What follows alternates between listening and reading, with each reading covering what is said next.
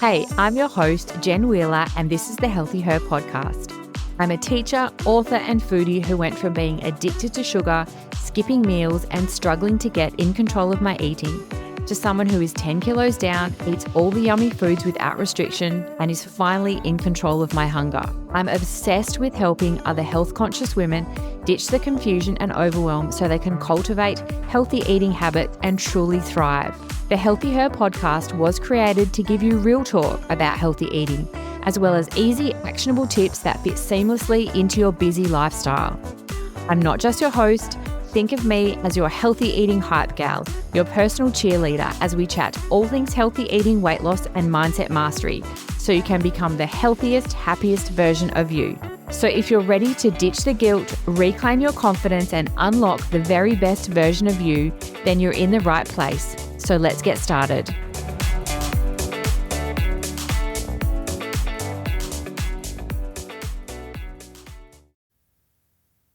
Hello, and welcome back to another episode of the Healthy Her podcast.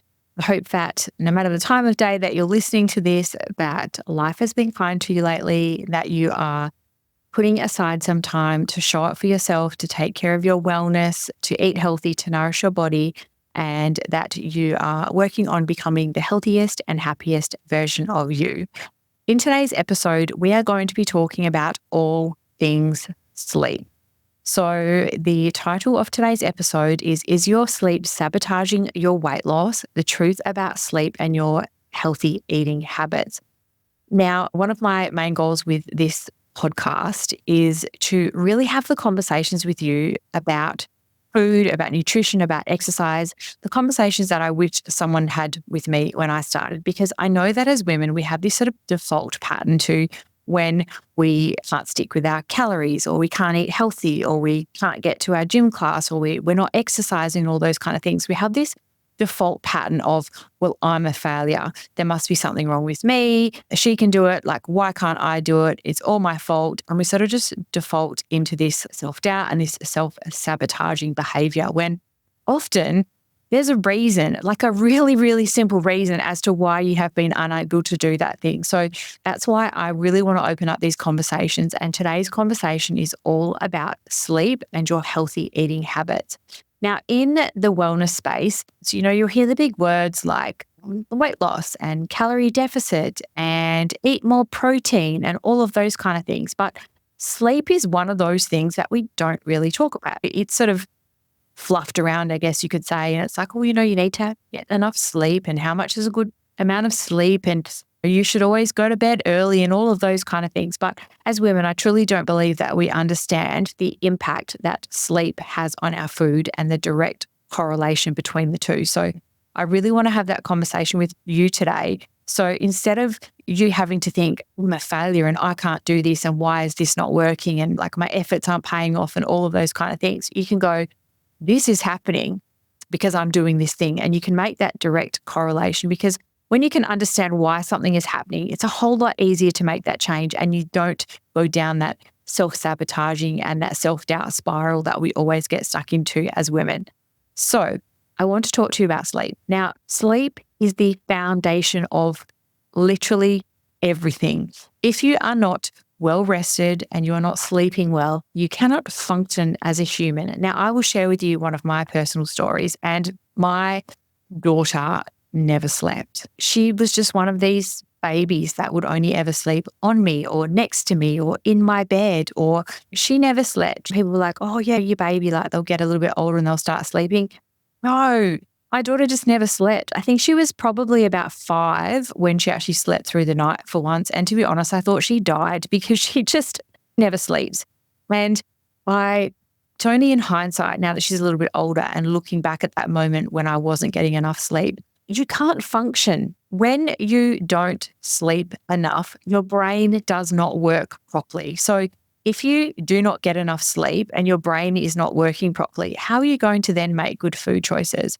And like I said, it's only in hindsight now that she's a little bit older and I can look back on my life when she was younger, and it was a blur. I do not know how I functioned on a daily basis. I couldn't think clearly. I couldn't make choices. I made lots of mistakes. Sleep deprivation is a form of torture. It's a form of punishment. So if you on a regular basis are not getting enough sleep and enough quality sleep, you are going to find it very difficult to make healthy eating choices, to show up at the gym, to show up for yourself, and also to show up for others. So sleep is literally the foundation of everything. So if you're listening to this and thinking you're starting to go down that self-sabotaging, self-doubt pathway, that beating yourself up because you can't make it work, it could just come down to your sleep and the quality of your sleep. So I really want to talk to you about how you not getting enough sleep can impact your food choices throughout the day. So I talked about the example of my daughter when she was younger and she never slept. Like I said, it is a form of torture and it does have an impact, and it did have an impact on my food choices. So I want to talk about the correlation between sleep and the food choices that you make. And it will also relate to how you show up for exercise and moving your body and all of those kind of things. Okay, so number one, when you don't get enough sleep, okay, and I'm also talking about the quality of sleep. Like it's no good if you get 8 hours sleep and you've tossed and turned and like your mind's racing and you can't sleep. It needs to be consistent quality sleep.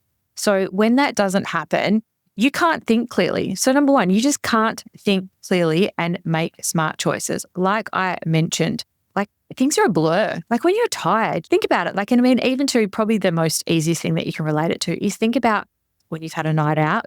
You've had a night out, you might have had a few too many drinks, you've had a late night. Think about how you feel that next day. There's no clarity. You don't feel clear-minded. You feel tired, you feel sluggish, you can't think straight, everything's a bit of a blur. And that's what it's like when you consistently don't get enough sleep. Okay, number two of how sleep is going to impact your food choices. Your cravings will increase. True, real truth. When you do not get enough sleep, your cravings will increase.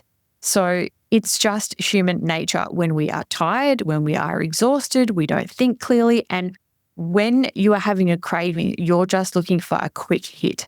So you're looking for, a packet of biscuits, a block of chocolate, a can of Coke, anything that is going to give you a short, quick, fast hit of energy. So when you are tired, those cravings actually increase. And for me, during that period of time, it was sugar. Like I just had insane sugar cravings. And like I said, I went down that self-doubt spiral. There's all these things wrong with me and why can't I say no to sugar and I'm broken and all those kind of things. When in reality, it was all connected to my sleep and my lack of sleep, because those cravings do actually increase when you don't get enough sleep. So it's not your willpower, it's that you haven't had enough sleep and that your body is not well rested. Same with things like coffee. You find yourself, you might be someone who only has 1 or 2 coffees a day and you find yourself having multiple coffees on those days because you're so tired. Sugar is a big one. Lollies, chocolate, coffee. And it's one of those things, the more you eat those kind of foods, the more you crave those foods. And that was a big one for me, is that when I really pulled back on the amount of sugar and things I was eating, yes, there's a bit of a period where you have to kind of deal with the shock of it and your body's a bit like, oh, what's she doing to me? But once you don't have those things as often, you don't crave those things as often. And unfortunately, if you are consistently not sleeping properly, not getting enough sleep, your cravings are going to increase, and then you're going to generally on the daily crave more of those kind of foods. So the more sleep you can get, the better it is for you. Your cravings will reduce. And like I said, it's not often always just comes down to this willpower thing. It can also be other factors. And that's why it's really, really important that you have a think about your sleep and also the quality of sleep that you may or may not be getting in this particular point of time. Okay, number 3, and this is a huge one. And like I said, whether you've got kids, you can relate it to a night where I've been up with a sick child and you've had no sleep. Also, whether it's been a night out, you might have had a work event on, it was super fun, you had a few drinks, you stayed out really late, and the next day, what happened? It was zero control around unhealthy food. You just do. You can't control like what you're eating when you're tired. It's just literally impossible. So if you've had to turn up at work the next day after, like I said, your night of lack of sleep from whatever reason it may be, and there's a huge morning tea at work, or someone's brought in a box of donuts to share, or you have zero control. It is very, very hard for you to go, yeah, I'm good, thanks. I'm not going to eat that, because you are craving that quick hit. You are craving that quick fix of energy to try and get you through until the end of the day. So like we talked about, it's not just that your cravings increases, but you also just have zero control around those foods. It's very, very hard to say no. Are you tired of the endless struggle to eat healthy and nail your meal prep routine? Introducing the Real Nourish Do-It-Yourself Meal Prep Mixes, the ultimate solution for busy women like you. When I went on my own personal health journey, I discovered the many benefits of meal prep. And after much searching, I just couldn't find a meal prep mix that was designed especially for women. So I literally decided to create my own. Trust me, as a busy working mum, meal prep has changed my life. Our mixes are packed with protein to keep you energized and feeling full. Our mixes can be whipped up in under 10 minutes, perfect for your on-the-go lifestyle. Using our award-winning pancake tray bake mix means you can say goodbye to standing over a hot stove, flipping pancakes. Simply add water, toss in your favorite fruits, and bake. If you're ready to revolutionize your meal prep game, you can find my mixes at theactivebod.com or follow us on Instagram at realnourish_. And as a special thank you to our Healthy Her community, we have a discount code. So just enter the code, the Healthy Her, at the checkout. To unhealthy food when you are tired, it's virtually impossible. You have your willpower's gone, you have no self-control, and you just can't make a good decision about food when you are tired. It's not that you lack self-control, it's just that you're tired. You're tired and your brain doesn't work properly and can't make good food choices and doesn't have a lot of willpower when she is tired.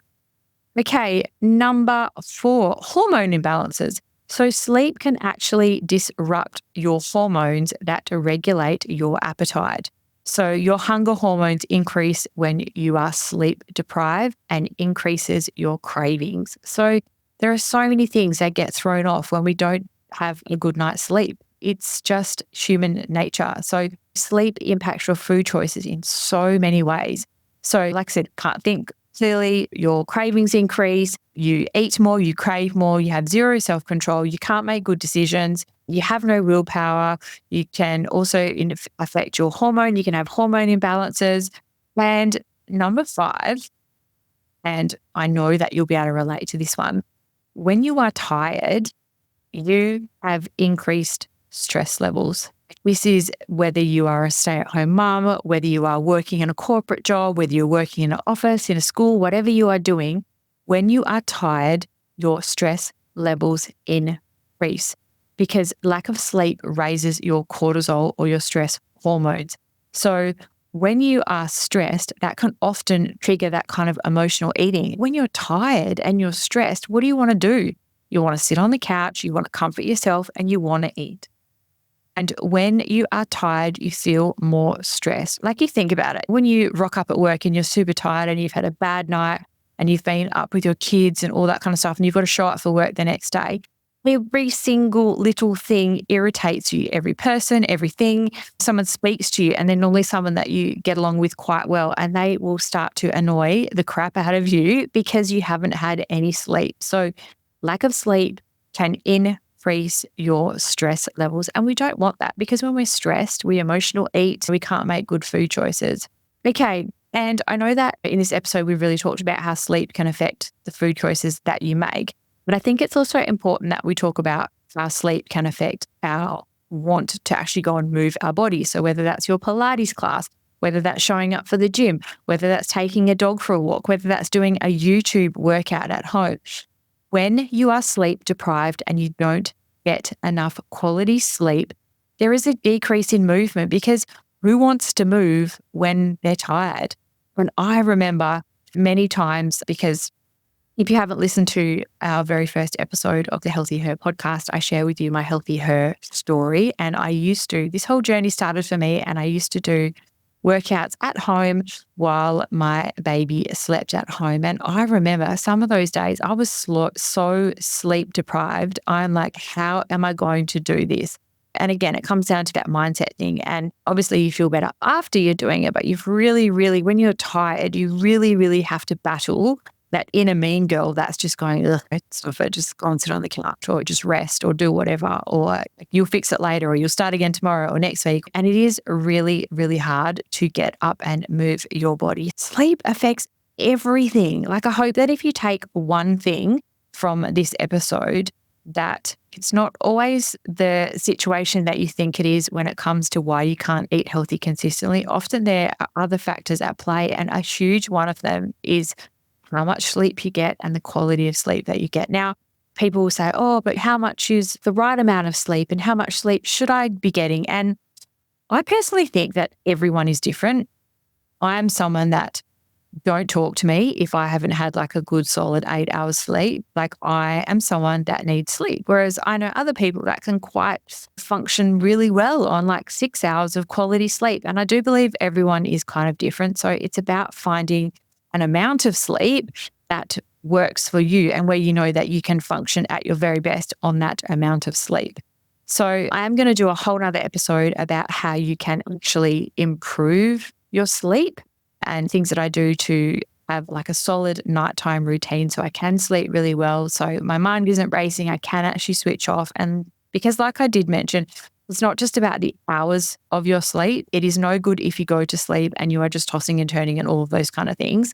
You know, you need to have good quality sleep where you wake up and you feel rested. Like, unfortunately, with our busy lifestyles and with so many women juggling all of the things all of the time, sleep is hard for us. A good night's sleep is often a challenge, and you'll go to sleep and then you can't stay asleep. Well, then you wake up and then you can't get back to sleep and then your mind is racing. And like I said, when you don't sleep well, you can't make good food choices. Your cravings increase. You lack willpower. You have no self-control. You feel like rubbish. You don't want to move your body. You're unmotivated to take care of yourself and show up for yourself. So I hope that from listening to today's episode, that moving forward, that you really make your sleep priority. And often that means saying no to something else in exchange for that good night's sleep. So it might be turning off your Netflix earlier, or phone-free time of an evening, or staying off things like TikTok, which can be just this mindless scrolling thing that we get to. And then before like 2 or 3 hours have passed, and that's some quality sleep that you could have had. So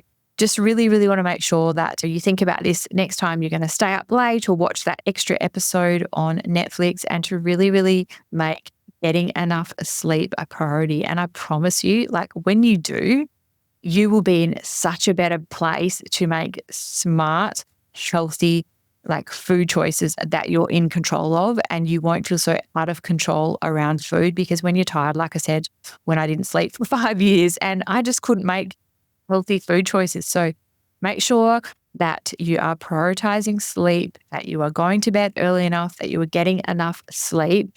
And then as well too, you won't have to go down that self-sabotaging pathway of you're a failure and you can't do it. There will be a reason. And also to think about this next time. So if you find yourself, let's say you've had a late night, been up late, or you've had a big project at work and you're really tired, and you find yourself at work and you're looking around in the staff room or in the canteen area and you're trying to find things, or in your drawer and you're fishing around for lollies, just take a moment and stop and think, hang on a minute, why am I doing this? Why am I making this choice? That's right, because I'm really tired. I didn't get any sleep last night. My kids are up late. You need to be able to associate a reason to the thing that you're doing, because it makes it a lot easier to put you back in control, rather than you just reaching for the lollies or the coffee or the chocolate or whatever it is. If you can just stop for that split second and go, okay, I know why I'm doing this now. Like, doing this because I'm tired, and I'm now going to make tonight my sleep a priority. I'm going to have a shower. I'm going to light a candle. I'm going to make sure I'm not on my phone, and I'm going to go to bed early. So it all comes down to the awareness of how your sleep is impacting you and making a better choice the next time. As always, thank you so much for joining me on the Healthy Flow podcast. And I also hope that tonight you get the most amazing night's sleep, and that tomorrow you wake up fully rested, feeling happy and confident and ready to make really smart food choices. I will see you all in our next episode. Thank you so much for tuning in to another empowering episode of the Healthy Her podcast. If you enjoyed today's chat and found it helpful, hitting that follow or subscribe button would be amazing, because your support means the world to me. Come connect with me on Instagram @theactivebod for your daily dose of inspiration and for loads of new easy meal ideas. Take care and keep thriving. See you next week.